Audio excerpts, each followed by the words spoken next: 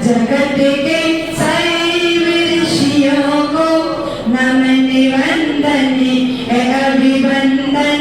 जगत के सर्व ऋषियों को नमन वंदन अभिवंदन।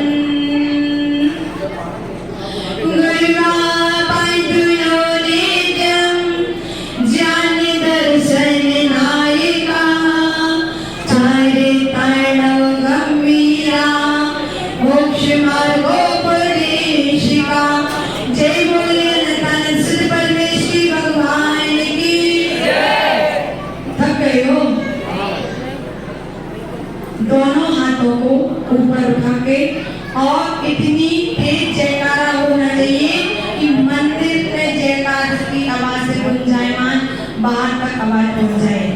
जय बोलिए महावीर स्वामी भगवान की। परम पूज्य आचार्य ब्रह्मनेश्वर जी विमल सागर जी गुरुदेव की। परम पूज्य आचार्य ब्रह्मनेश्वर जी विराज सागर जी गुरुदेव की।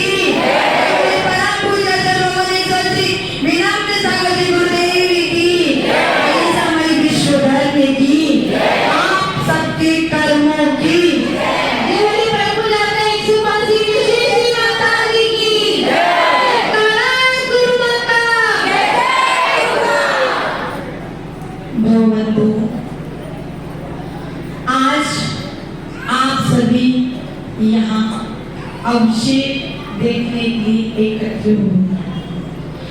ये बहुत अच्छी बात है कि आप सभी लोग एक जगह इस तरह एकत्र हो जाते हैं। अभी पंडित जी बोल रहे थे कि भक्ति से हमें ये प्राप्त होता है, भक्ति से हमें वो प्राप्त होता है।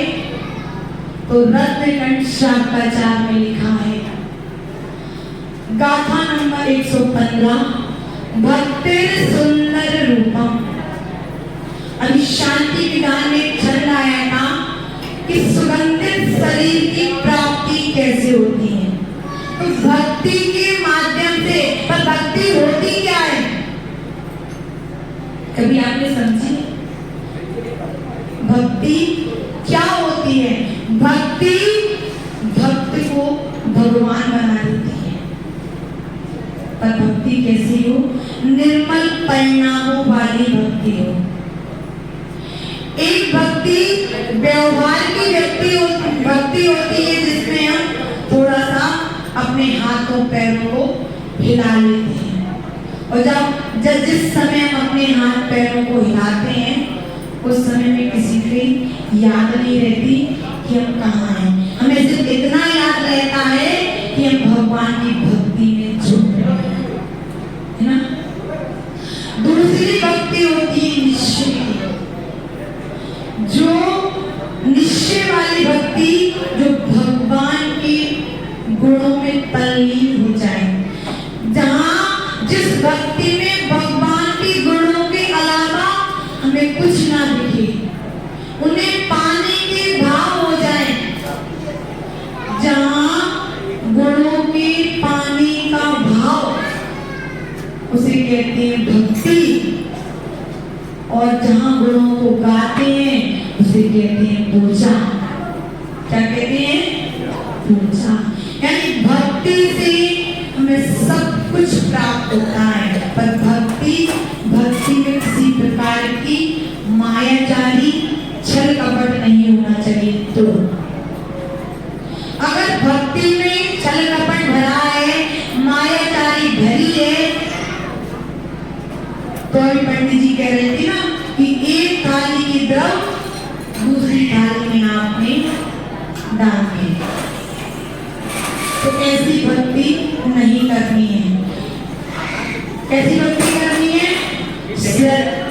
एक भजन की 2 लाइनें हैं।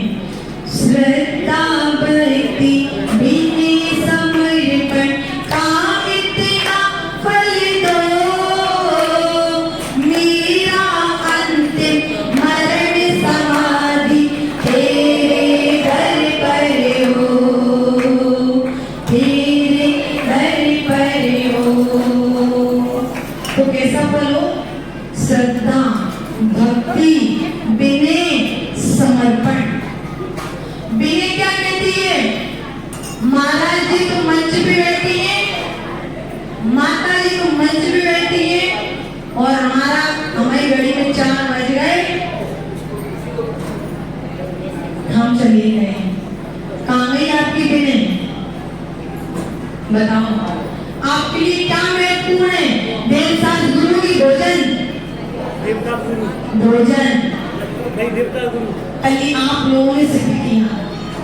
हम मंच पे बैठे थे, गुरु जी की पूजन हो रही थी। क्यों हो रही थी? क्योंकि गुरु जी का 61वां अवतरण दिवस था, इसलिए हो रही थी। और आप लोगों ने घड़ी में टाइम देखा, 4 बज गए। बताओ कहाँ गई विनय, कहाँ गई श्रद्धा और कहाँ गई भक्ति? और जब परेशानी आ जाए तो महाराज जी, माता जी आशीर्वाद दे दो, इसको झाड़ दो। बताओ ये मंत्र, ये आशीर्वाद तभी लगता है, ध्यान रखना इस बात को, अपने दिल और दिमाग में फील कर लेना। ये आशीर्वाद और ये झाड़ा फूकी, अगर कोई संयमी, कोई पीछीधारी अगर मन से झाड़ दे, वो तभी लगेगा जब आपके अंदर सच्ची भक्ति होगी। और दिखावे वाली भक्ति होगी तो वो झाड़ देंगे, क्योंकि उनके लिए सब समान है। आप बदनामी करोगे तो आशीर्वाद, नहीं करोगे तो आशीर्वाद, ये ध्यान रखिए।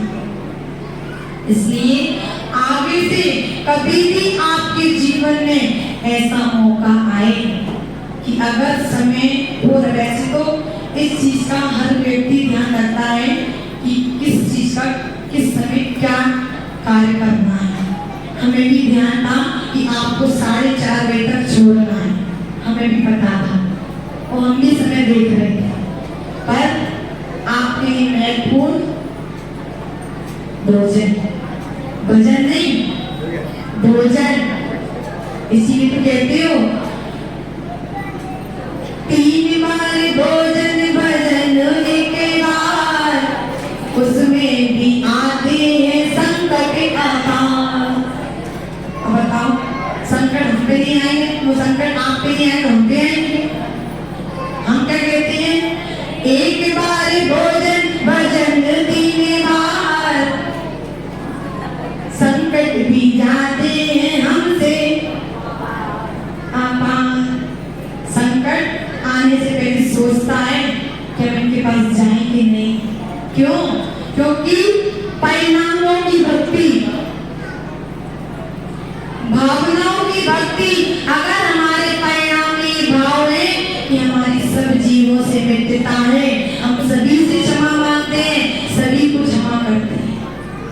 आपके राजा खेड़ा में क्षमा वाणी मनाई गई, सभी ने मनाई और कल भी मनाई गई थी।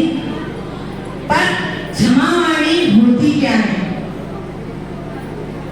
क्षमा ये नहीं कि हमारा मित्र पास बैठा है, हाँ उत्तम क्षमा। उत्तम क्षमा किससे कहते हैं? उत्तम क्षमा साधुओं की होती है, श्रावकों की नहीं। श्रावक ये कह सकता है कि मुझे क्षमा करना, जाने अनजाने कोई दोष लगे तो क्षमा करना। उत्तम क्षमा होती क्या है? उत्तम क्षमा होती है जहां हमारी गलती नहीं है, वहां हम झुक जाए, वो उत्तम क्षमा है। और जहां हमारी गलती नहीं है फिर भी हम क्षमा, ये होती उत्तम क्षमा। और क्षमा किससे मांगी जाती है? जिससे हमारी लड़ाई हो, जिससे हमारा बैर हो, जिससे 6 महीने से, 1 महीने से, 1 साल से वार्तालाप नहीं कर रहे हैं, जिसकी हम शकल नहीं देखना चाहते, जिसके बाद हम बैठना नहीं चाहते, उससे क्षमा मांगे तो आपका क्षमा वाणी मनाना सार्थक है। नहीं तो ये फॉर्मेलिटी तो सभी लोग कर लेते हैं। मित्रों से क्षमा मांग ली, जिनसे हमारी पट रही है उनसे क्षमा मांग ली, तो ये तो आपने फॉर्मेलिटी कर ली कि क्षमा वाणी आई और हमने क्षमा मांग ली। पर क्षमा वाणी आती क्यों है? जो 10 दिन आपने धर्म किया, कौन कौन से धर्म? उत्तम क्षमा, मार्जव, आर्जव, शौच, सत्य, संयम, तप, त्याग, आत्मचर्य और ब्रह्मचर्य। जो 10 दिन आपने धर्म किया, वो धर्म आपके जीवन में कितना आया और कितना आपने अपने जीवन में धर्म उतारा। इसलिए एक दिन को छोड़ के पड़वा के दिन क्षमा वाणी मनाई जाती है। हमें तो नहीं लगता किसी ने अपने अंदर 10 धर्म में से कोई भी एक धर्म उतारा हो। और इसका भी एक क्रम होता है। क्या होता है? क्रम। हर चीज का एक नियम होता है कि ये वस्तु इस प्रकार बनेगी तो वैसे ही बनेगी। शिकंजी बनाओगे तो शिकंजी में पहले शक्कर घोलनी पड़ेगी, उसके बाद नींबू का रस डलेगा। उसी प्रकार पहले जीवन में क्षमा आएगी, तब आपके जीवन में माधव विनय आएगी। नहीं तो विनय 3 काल में आपके जीवन में आने वाली नहीं है। इसलिए जीवन बीत गया, पर्व मनाते मनाते जीवन बीत गया, 10 धर्म का पालन करते करते जीवन बीत गया, स्वाध्याय करते करते, और जीवन बीत गया गुरुओं की वाणी सुनते सुनते। कभी बैठ के चिंतन किया है कि हमारे जीवन में कितना परिवर्तन आया है? नहीं किया। क्या करना परिवर्तन लाके? 2 कान क्यों दिए भगवान ने? क्यों दिए? एक से सुनो, एक से निकालो। इसलिए दिए, इसलिए दिए। बोलो, माताओं, हम डांट नहीं रहे, पूछ रहे। इसलिए दिए ना। हमारे नीतू भैया कह रहे हाँ। 2 कान भगवान ने इसलिए दिए कि गांधी जी कहते थे बुरा मत बोलो, बुरा मत देखो, बुरा मत सुनो। जब कोई बात बुरी लग रही हो, अगर आपसे सहन नहीं हो रही तो वहां से हट जाओ, और नहीं हट सकते हो तो यहाँ से सुनो और यहाँ से निकाल दो। इसलिए 2 कान दिए हैं, और अच्छी बात को अपने अंदर उतारो।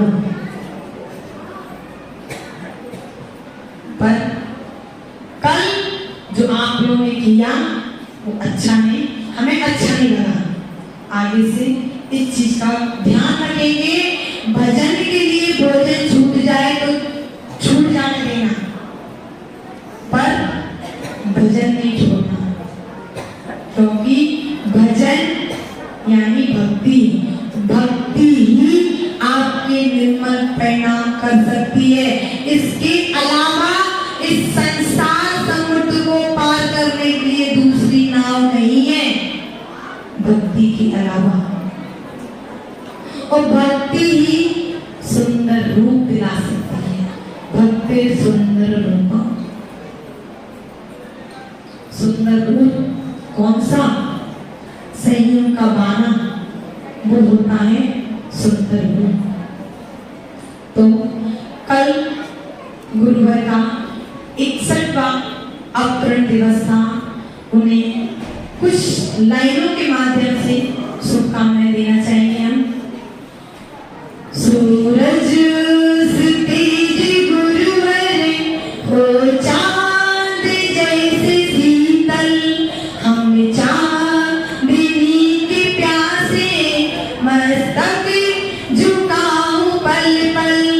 अनुपम चिराग तुम्हें गाता है ये जमाना, हमने झुका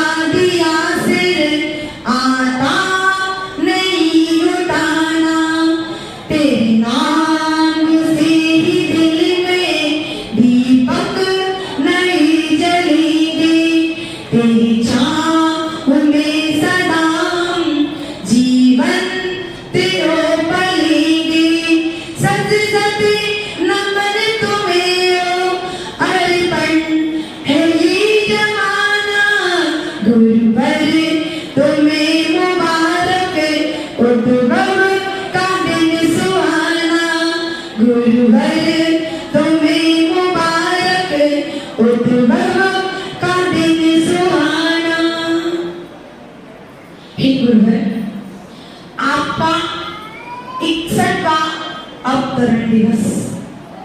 इस पावन पुनीत अवसर पर मैं आपके लिए भगवान से यही भावना पाऊंगी, यही प्रार्थना करूंगी कि हे भगवान, जिस तरीके से गुरुवर के 61 वर्ष निर्विघ्न पूर्ण हुए, उसी तरीके से उनकी शेष जितना भी समय उनका जीवन काल है, उनका योनि निरोगता में बीते, उनके संयम की राह में किसी प्रकार की कोई बाधा नहीं आए, वो स्वस्थ रहे, चिरायु रहे, दीर्घायु रहे, और मेरे हिस्से की खुशियां, जितनी भी मेरी खुशियां मेरे हिस्से में है, वो सारी खुशियां उनके चरणों में समर्पण है। और आप सभी की तरफ से गुरुवर तुमको भक्तों की शुभकामना, गुरुवर तुमको भक्तों की शुभकामना, रहो चिरायु उन्नति तपशालिना, गुरुवर तुमको भक्तों की शुभकामना, रहो चिरायु उन्नति तपशालिना,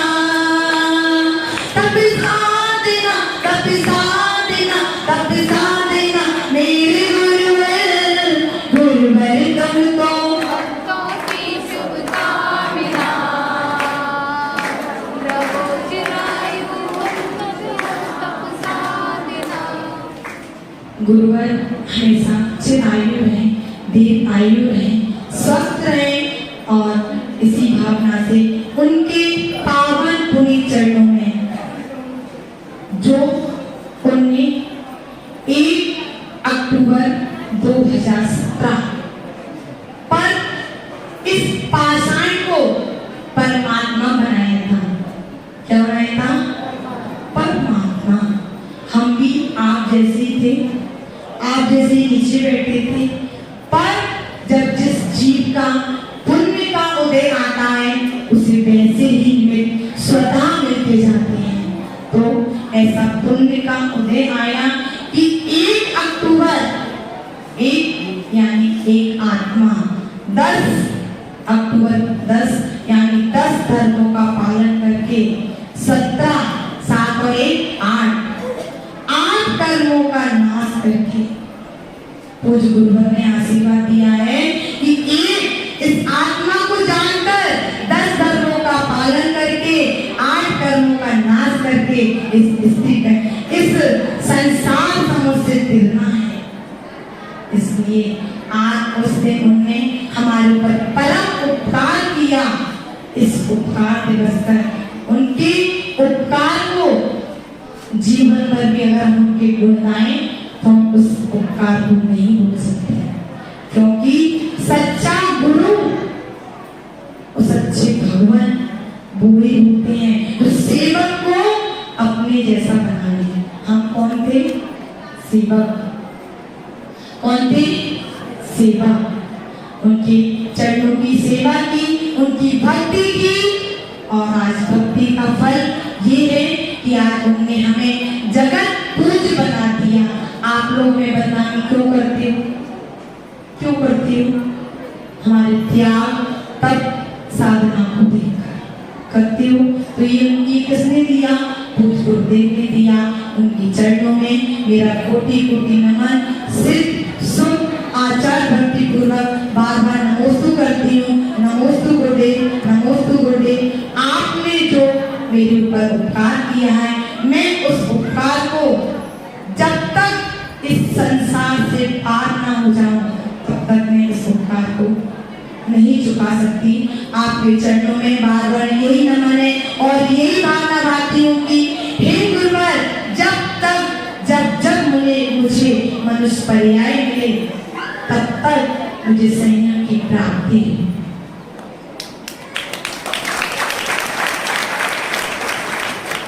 गुरुदेव के चरणों में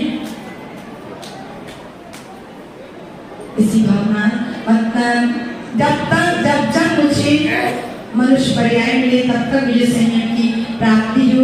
यही भावना पूज्य